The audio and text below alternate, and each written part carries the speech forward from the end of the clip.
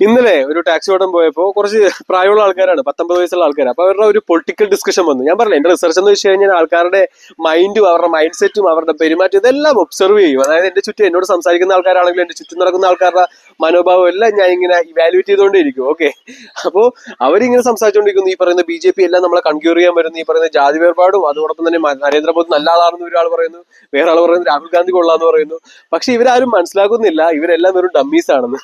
അപ്പൊ ഈ പറയുന്ന യൂണിവേഴ്സൽ ഹ്യൂമാനിറ്റി കിങ്ഡത്തിൽ ഞാൻ ഇട്ടിരിക്കുന്ന വീഡിയോ ഒരു 10,400 വീഡിയോസോളം ഉണ്ട്.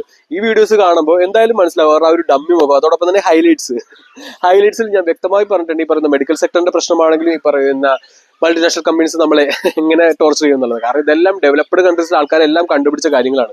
പക്ഷെ ഇന്ത്യ എന്നുള്ള മഹാരാജ്യത്ത് അതൊരിക്കലും വെളിപ്പെട്ടിട്ടില്ല. കാരണം നമ്മുടെ മീഡിയാസ് എന്ന് പറയുന്നത് വെറുതെ ഒരു അഡ്വർടൈസ്മെന്റ് നിന്ന് പണം മേടിക്കുന്നത്, അല്ലെങ്കിൽ ഏതെങ്കിലും ഒരു പാർട്ടിക്ക് സ്ലേവ് ആയിട്ട് കിടക്കുന്ന ഒരു സ്ലേവ് ഡോഗ് ആയിട്ടാണ് നമ്മുടെ മീഡിയാസ് എല്ലാം നിൽക്കുന്നത്. അപ്പൊ അതുകൊണ്ട് സത്യാവസ്ഥ അറിയില്ല. അപ്പൊ ഇങ്ങനെ ഒരു മായത്തിപ്പെട്ടിരിക്കും. പക്ഷെ എനിക്കൊരിക്കലും അത് ചെയ്യാൻ പറ്റില്ല. കാരണം എന്നെ സംബന്ധിച്ച് നോക്കുമ്പോൾ ഭാവി തലമുറ എനിക്ക് സംരക്ഷിക്കണം. അപ്പൊ സംരക്ഷിക്കണമെങ്കിൽ ഇവിടുത്തെ അഴുക്കുകളെല്ലാം ഇല്ലാതാക്കണം. കാരണം ഡമ്മികളെ മുമ്പിൽ നിർത്തിക്കൊണ്ട് അവരിങ്ങനെ നശിപ്പിച്ച് ഇനി ഒരു 4 വർഷം കൂടിയുണ്ട്. 2030 ആ ഒരു അജണ്ട അവർ പ്രാവർത്തിക്ക് നോക്കുമ്പോൾ എല്ലാം പെർഫെക്റ്റ് ആവും. കാരണം ഈ പറയുന്ന പ്രാണവായുലെല്ലാം പിന്നെയും ബാക്ടീരിയ ഫംഗസ് എല്ലാം അവർ മിക്സ് ചെയ്തുകൊണ്ടിരിക്കണേ ഡൽഹിയിലുള്ള ആൾക്കാരാണെങ്കിൽ. പക്ഷെ പ്രതികരിക്കില്ല. ആൾക്കാർ പ്രതികരിക്കാൻ പറ്റാത്ത രീതിയിൽ അവരുടെ മൈൻഡ് സെറ്റ് കൺവേർട്ട് ചെയ്ത് കളഞ്ഞു.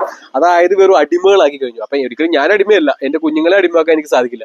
അപ്പൊ ഈ പറയുന്ന യങ്സ്റ്റേഴ്സ് ആണെങ്കിലും എന്റെ കൂട്ടുകാരൻ രാവിലെ വിളിച്ചു പട്ട് ജീവിതം എന്ന് പറഞ്ഞു. കാനഡ എല്ലാം 10-9 ലക്ഷം ഒക്കെ കൊടുത്ത് പോയതാ, 30 ലക്ഷം ഒക്കെ കൊടുത്ത് പോയതാ. പട്ട് ജീവിതം എന്തിനാണ് പട്ട് ജീവിതം ജീവിക്കുന്നത്? നമുക്കെല്ലാം മനുഷ്യജീവിതം തന്നത് മനുഷ്യനായിട്ട് തന്നെ ജീവിക്കണം, അതും രാജാവായിട്ട് തന്നെ ജീവിക്കണം. ഈ അടിമകളായിട്ടല്ല ഈ വിഡ്ഢികളുടെ.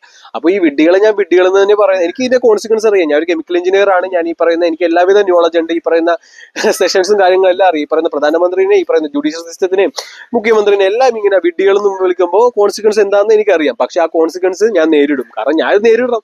കാരണം ആ കോൺസിക്വൻസ് നമുക്ക് വിട്ടുകളയാം. കാരണം പീഡിപ്പിച്ച ആൾക്ക് പോലും അവിടെ മട്ടം കൊടുക്കുന്ന ജയിലല്ലേ. അപ്പൊ കുഴപ്പമൊന്നുമില്ല, നോ ഇഷ്യൂ. അപ്പൊ ഈ പറയുന്ന ബാങ്ക് ആണെങ്കിൽ ഇതെല്ലാം അവരുടെ ആ ഒരു പ്ലാൻ തന്നെയാണ്. പക്ഷെ എന്റെ പുറകിലും ആൾക്കാരുണ്ട് കേട്ടാ, എന്റെ പുറകിലും കുറച്ച് ആൾക്കാരുണ്ട്. അപ്പോൾ അവരുള്ളത് കൊണ്ട് തന്നെ ആ ഒരു ശക്തി എനിക്കുണ്ട്. അപ്പോൾ ഇതെല്ലാം ഞാൻ കഴുകി മാറ്റുന്നതാണ്. അതോടൊപ്പം തന്നെ ശുദ്ധമായ പ്രാണവായു, ശുദ്ധമായ ജലവും, ശുദ്ധമായ ഭക്ഷണവും എല്ലാം കൊടുത്ത് കുഞ്ഞുങ്ങളെല്ലാം പെർഫെക്റ്റ് ആയിട്ട് ഞാൻ വളർത്തുന്നതാണ്. ഇത് കണ്ടില്ലേ, എൻ്റെ ഒരു കുഞ്ഞെല്ലാം അമ്പലത്തിൽ വന്ന് ഈ കൊളുത്തില്ല.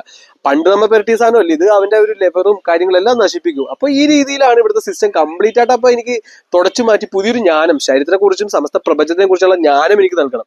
അപ്പൊ എല്ലാവരും ഉണരും.